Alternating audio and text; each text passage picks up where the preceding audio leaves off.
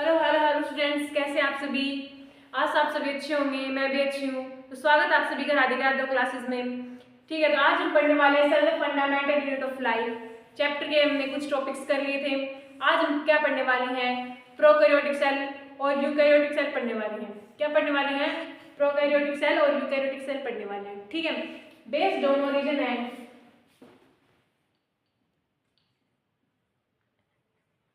based on origin and their cellular structure, there are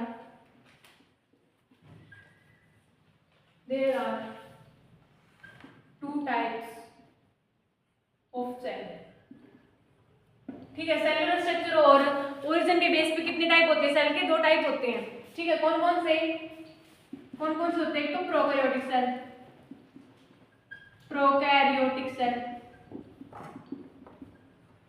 ठीक है। Second क्या है, यूकैरियोटिक सेल। ठीक है, प्रोकैरियोटिक, प्रो मतलब पुराना, प्रो मतलब ओल्ड। ठीक है, प्रोकैरियोटिक मतलब क्या होता है, प्रिमिटिव होता है, मतलब ओल्ड, पुराना वाला। ठीक है, तो अब हम पढ़ने वाले हैं प्रोकैरियोटिक और eukaryotic cell. Based on origin and their cellular structure there are two types of cell, prokaryotic cell and eukaryotic cell. ठीक है, अब हम पढ़ने वाले हैं प्रोकैरियोटिक सेल। ठीक है, प्रोकैरियोटिक सेल के बारे में लिखते हैं। अब चलो, सबसे पहले तो मैं आपको सेल के बारे में बताना चाहूंगी। देखो, ये क्या है, हमारा न्यूक्लियस है। न्यूक्लियस के अंदर क्या पड़ा होता है, डीएनए, डीऑक्सीराइबोन्यूक्लिक एसिड। क्या होता है, जेनेटिक मटेरियल होता है। ठीक है, हमारी जो जनरेशंस है उनसे चल रहा आता है ये, उससे ही, जैसे कि आपके बाबा का जो डीएनए है वही आपका डीएनए होगा। ठीक है, इससे हम डीएनए मैच करा करके क्या कर सकते हैं, फाइंड आउट कर सकते हैं कि ये हमारी जनरेशन से है, ये नहीं है। तो ये हमारा टॉपिक नहीं है। इसके अंदर क्या होता है, डीएनए होता है। डीएनए क्या होता है, थ्रेड लाइक स्ट्रक्चर होता है, धागे जैसा स्ट्रक्चर होता है। क्या होता है, थ्रेड लाइक स्ट्रक्चर होता है। ठीक है, डीएनए। ठीक है, क्या होता है डीएनए, फुल फॉर्म में देखते हैं यहाँ पे, डीऑक्सीराइबो न्यूक्लिक एसिड। ठीक है, ये क्या है, जेनेटिक मटेरियल है, जेनेटिक मटेरियल है। ठीक है, उसके बाद क्या होती है, मेम्ब्रेन। उसके बाद क्या होती है, मेम्ब्रेन होती है। ठीक है, इसको क्या कहते हैं, न्यूक्लियर कोर कहते हैं। इसको क्या कहते हैं, न्यूक्लियर कोर कहते हैं। न्यूक्लियर कोर, क्योंकि ये जो न्यूक्लियस के बाहर वाली कोर है ना, इसलिए इसको क्या कहते हैं, न्यूक्लियर कोर कहते हैं। ठीक है, बात समझ में आ गई सभी को। इसके ऊपर एक और परत होती है, तो क्या कहते हैं, सेल मेम्ब्रेन या फिर प्लाज्मा मेम्ब्रेन कहते हैं। क्या कहते हैं, इस वाली को सेल मेम्ब्रेन या फिर प्लाज्मा मेम्ब्रेन।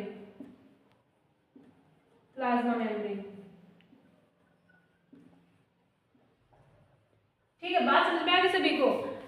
इसी को हम सेल मेम्ब्रेन भी कहते हैं और प्लाज्मा मेम्ब्रेन भी कहते हैं। ठीक है, बात समझ में आ गई सभी को। और उसके बाद ये वाइट, ये क्या है यहाँ पे, न्यूक्लियोप्लाज्म। इसलिए तो क्या बोलते हैं, न्यूक्लियोप्लाज्म बोलते हैं। ठीक है, और यहाँ पे क्या पड़ा हुआ होता है, यहाँ पे ये जो एरिया होता है सेल के अंदर, इसके अंदर क्या पड़ा हुआ होता है, बता सकता है कोई, साइटोप्लाज्म। क्या पड़ा होता है, cytoplasm.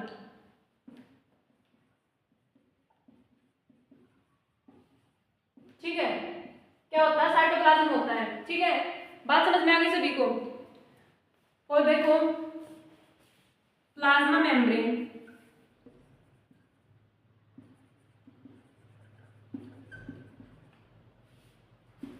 Plus nucleoplasm, plasma membrane plus nucleoplasm, sorry एक सेकेंड, प्लाज्मा मेम्ब्रेन को हम क्या कहते हैं, सेल मेम्ब्रेन कहते हैं। बात क्लियर हुई। ठीक है, उसके बाद cytoplasm plus nucleoplasm, cytoplasm plus nucleoplasm में क्या होता है, प्रोटोप्लाज्म होता है। जहां पे भी आपको टर्म प्रोटोप्लाज्म दिख जाए तो समझ जाना साइटोप्लाज्म प्लस न्यूक्लियोप्लाज्म क्या होता है, प्रोटोप्लाज्म होता है। ठीक है, इतनी बात सभी को समझ में आ गई। फिर से बता रही हूं एक बार, ये क्या था, न्यूक्लियस था। क्या था ये, न्यूक्लियस। न्यूक्लियस था, इसके अंदर क्या पड़ा हुआ है, thread like structure, genetic material, क्या होता है, डीएनए। ठीक है, ठीक है, डीएनए था। उसके बाहर वाली पोर को क्या कहेंगे हम, न्यूक्लियर पोर कहेंगे। ठीक है, उसके बाहर वाले जो मेम्ब्रेन है उसको कहते हैं सेल मेम्ब्रेन या फिर प्लाज्मा मेम्ब्रेन। प्लाज्मा मेम्ब्रेन को हम क्या कहते हैं, सिलेक्टिवली परमिएबल मेम्ब्रेन भी कहते हैं। क्या कहते हैं, प्लाज्मा मेम्ब्रेन को सिलेक्टिवली परमिएबल मेम्ब्रेन भी कहते हैं। ठीक है, बात समझ में आई सभी को। उसके बाद बताया साइटोप्लाज्म प्लस न्यूक्लियोप्लाज्म में क्या होता है, प्रोटोप्लाज्म होता है। और यहाँ पे जो ये एरिया है, ये वाला एरिया, इसके अंदर क्या पड़ा हुआ होता है, साइटोप्लाज्म पड़ा हुआ होता है। ठीक है, बात समझ में आ गई सभी को, बात समझ में आ गई सभी को। उसके अंदर क्या पड़ा होता है, साइटोप्लाज्म पड़ा होता है।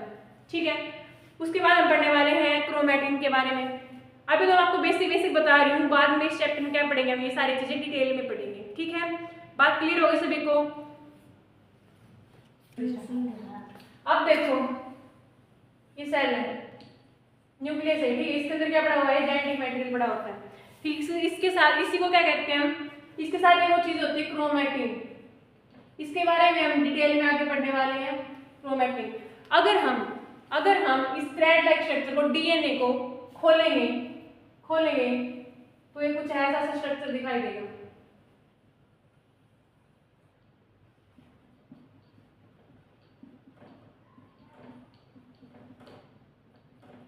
ठीक है, कुछ ऐसा सा स्ट्रक्चर दिखाई देगा। ये अगर हम डीएनए को, इस चीज को अगर हम खोलेंगे तो कैसा स्ट्रक्चर दिखाई देगा, ऐसा स्ट्रक्चर दिखाई देगा। अगर आपने कुछ टीवी शोज या फिर सीरियल्स वगैरह में देखा होगा, जब डीएनए टेस्ट करते हैं तो कंप्यूटर वगैरह में ऐसी क्या आती है, ग्रीन लाइन से आती है।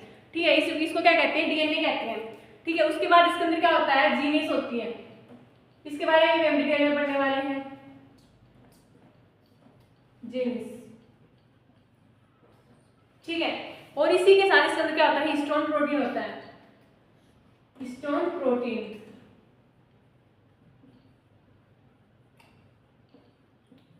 क्या होता है, हिस्टोन प्रोटीन होता है। ठीक है, बात समझ में आ रही है सभी को, बात समझ में आ रही है। उसके बाद आता है क्रोमोसोम। क्या आता है, क्रोमोसोम। कई बार ये जो स्ट्रक्चर होता है कैसे फॉर्म में आ जाता है,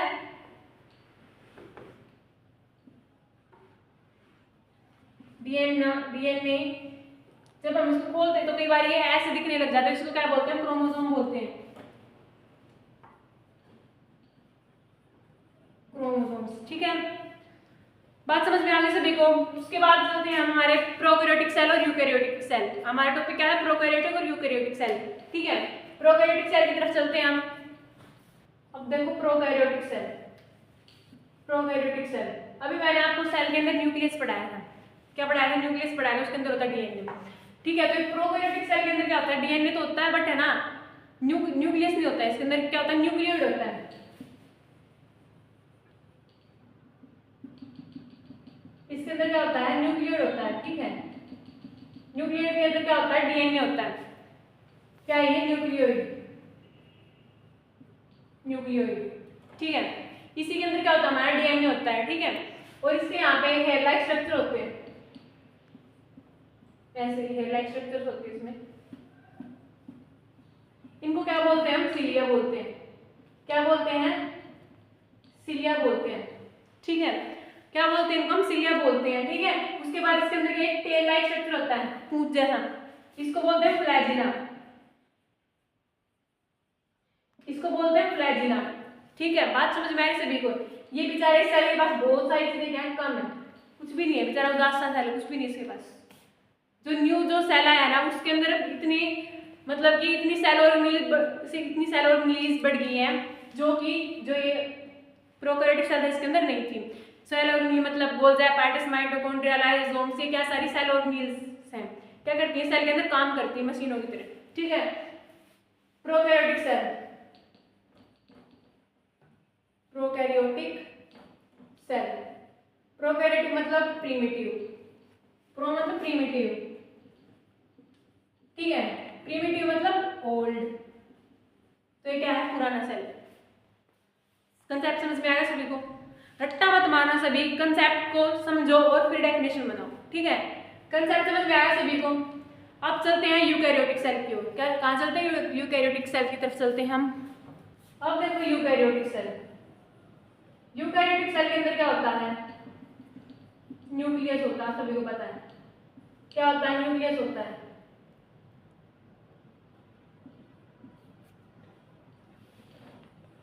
क्या होता है? न्यूक्लियस होता है, ठीक है। इसी के अंदर क्या होता है? हमारा डीएनए होता है, ये बोध सेल है, हैप्पी, ठीक है। इसके अंदर क्या है? बहुत सी सेल ऑर्गेनेल्स काम करते हैं। क्या इसके अंदर? वेल डिफाइंड न्यूक्लियस है, well defined nucleus, well defined nucleus. Eukaryote,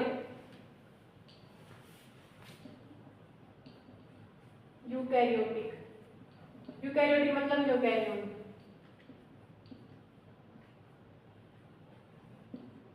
eukaryote मतलब नया सेल। ये क्या है? नया सेल है, ठीक है। क्या ये नया सेल है? इसके अंदर क्या होती है? वेल डिफाइंड न्यूक्लियस होता है। बहुत सारी सेल ऑर्गेनेल्स क्या होती है? बहुत सारी सेल ऑर्गेनेल्स होती है इसमें, प्रोकैरियोटिक सेल के कंपेयर में, एज कंपेयर में, ठीक है। तो अब हम लिखने वाले प्रोकैरियोटिक सेल की डेफिनेशंस कुछ। प्रोकैरियोटिक सेल्स और यूकैरियोटिक सेल में क्या करेंगे? अब हम डिफरेंस पढ़ने वाले हैं, ठीक है। चलते हैं प्रोकैरियोटिक सेल की ओर, चलते हैं प्रोकैरियोटिक सेल की ओर। प्रोकैरियोटिक सेल, अगर इस सेल का साइज देखा जाए ना यूकैरियोटिक सेल के कंपेयर में, बहुत ज्यादा छोटा है। The size of cell is generally small. क्या डेफिनेशन है यहाँ से? The size of cell is generally small. 1 से 10 नैनोमीटर तक का होता है। क्या होता है? 1 से 10 नैनोमीटर तक का होता है, ठीक है। अगला पॉइंट क्या है? Nucleus is absent. Nucleus is absent and nuclear region. Nucleus is absent and nuclear region or nucleoid surrounded by. Nucleus is absent and nuclear region. Nuclear region and nucleoid is not surrounded by cell membrane. बात समझ में आई सभी को? क्या कह रहा है कि इसके चारों ओर क्या होती है? सेल मेम्ब्रेन नहीं होती। क्या होती है? सेल मेम्ब्रेन होती ही नहीं है, ठीक है। Nuclear region and nucleoid are not surrounded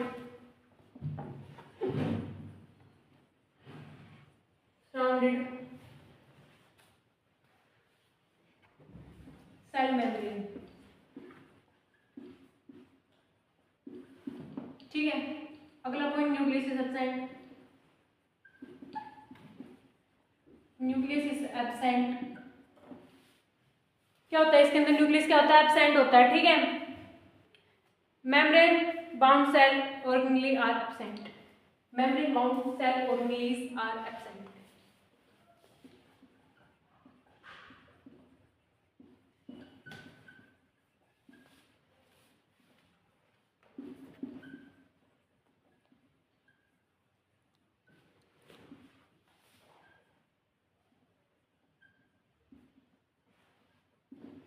क्या होती है इसके अंदर? सेल ऑर्गेनेलीज क्या होती है? एब्सेंट होती है।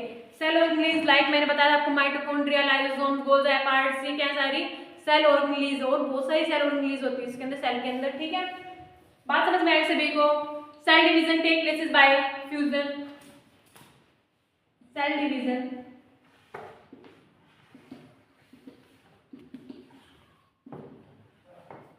take places by cell division take places by fission,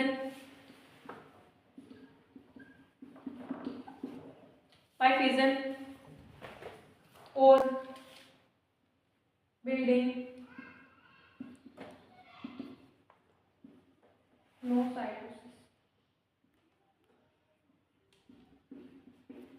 ठीक है। प्रोकैरियोटिक सेल लिख लिया सभी ने, प्रोकैरियोटिक सेल लिख लिया सभी ने, ठीक है। इसके बाद हम चलते हैं यूकैरियोटिक सेल की ओर। एक बार मैं आपको बता देती हूँ। Size of cell is generally size of cell is generally small, 1 से 10 नैनोमीटर तक का साइज होता है इसका। Nucleus is absent, nuclear region and nucleoid are not surrounded by cell membrane. क्या कहता है कि न्यूक्लियोइड जो होता है इसके आस-पास में कोई सेल मेम्ब्रेन नहीं होती इसके, ठीक है, इस सेल कोई भी सेल मेम्ब्रेन होती ही नहीं है। न्यूक्लियस इज एब्सेंट, न्यूक्लियस क्या होता है इसके अंदर होता है नहीं, न्यूक्लियोइड होता है। Membrane around cell organelles are absent, cell organelles क्या होती है इसके अंदर एब्सेंट होती है, माइटोकॉन्ड्रिया लाइक, ठीक है। Cell division take places by fission और बिल्डिंग, नो फाइब्रोसिस, ठीक है। बात समझ में आई सभी को, नो माइटोसिस, ठीक है, बात समझ में आई सभी को। अब चलते हैं हमारे यूकैरियोटिक सेल की ओर, नए वाले सेल की ओर, ठीक है। यूकैरियोटिक सेल, ठीक है। प्रोकैरियोटिक सेल का क्या था, साइज छोटा था। Size of cell is generally large, 5 से 100 नैनोमीटर तक का होता है। Size of cell is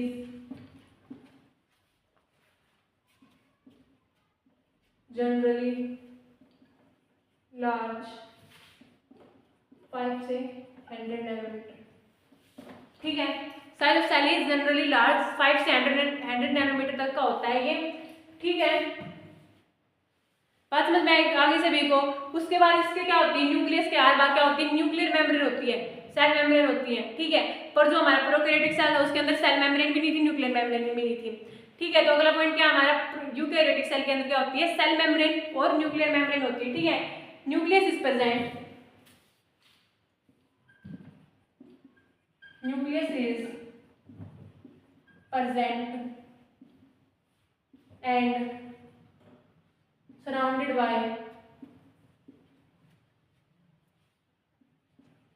surrounded by nuclear membrane,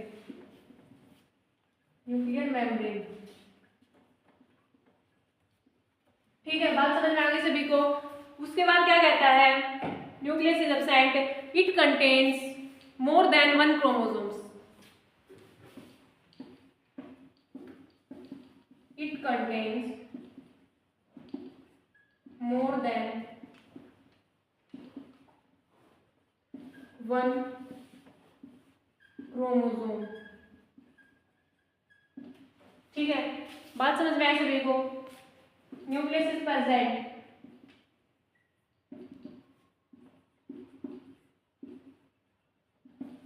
ठीक है, nucleus is present, nucleus is present, ठीक है। बात समझ में आई सभी को। उसके बाद क्या कहता है, मेम्ब्रेन बाउंड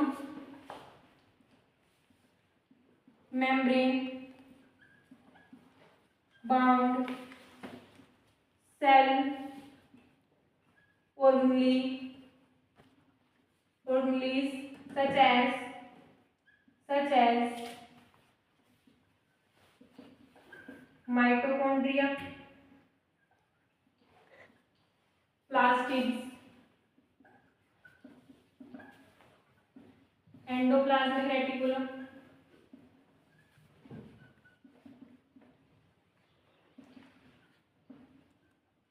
गोल्गी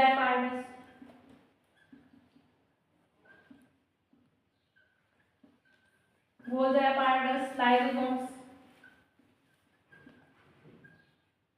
ठीक है। ये क्या होती हैं, सेल ऑर्गेनेल्स होती हैं, और भी टाइप्स के सेल ऑर्गेनेल्स होती हैं। membrane bound cell organelles such as mitochondria, plastid, endoplasmic reticulum, Golgi apparatus, lysosomes are present, ठीक है। यूकैरियोटिक सेल से भी समझ में आ गया। Size of cell is generally large, 5 से 100 नैनोमीटर तक का होता है इसका साइज, ठीक है। Nucleus is present and surrounded by nuclear membrane, इसके न्यूक्लियस के चारों ओर क्या होती है, न्यूक्लियर मेम्ब्रेन होती है, जो कि प्रोकैरियोटिक में नहीं थी, ठीक है। It contains more than 1 chromosome, इसके पास एक क्रोमोसोम से ज्यादा क्रोमोसोम्स होते हैं, ठीक है। न्यूक्लियस इज प्रेजेंट, न्यूक्लियस क्या है इसमें प्रेजेंट है। Membrane bound cell organelles such as mitochondria, plastid, endoplasmic reticulum, Golgi apparatus, lysosomes are present, ये क्या सेल organelles इसमें क्या होती है, प्रेजेंट होती है, ठीक है। बात समझ में आ गई सभी को। इसी के साथ हमारा प्रोकैरियोटिक और यूकैरियोटिक सेल कंप्लीट होता है। तो मिलते हैं नेक्स्ट वीडियो में। आज आप सभी को प्रोकैरियोटिक और यूकैरियोटिक सेल के बारे में अच्छे से समझ में आ गया होगा। और जो माइटोकॉन्ड्रिया वगैरह ये जो हमारी सेल ऑर्गेनीज है, इसके बारे में हम आगे टॉपिक्स पढ़ेंगे, हम उसके बारे में हम बाद में बात करेंगे। ठीक है, तो इसी के साथ हमारा आज का सेशन हम कंप्लीट करते हैं। मिलते हैं नेक्स्ट वीडियो में। Bye bye, see all of you.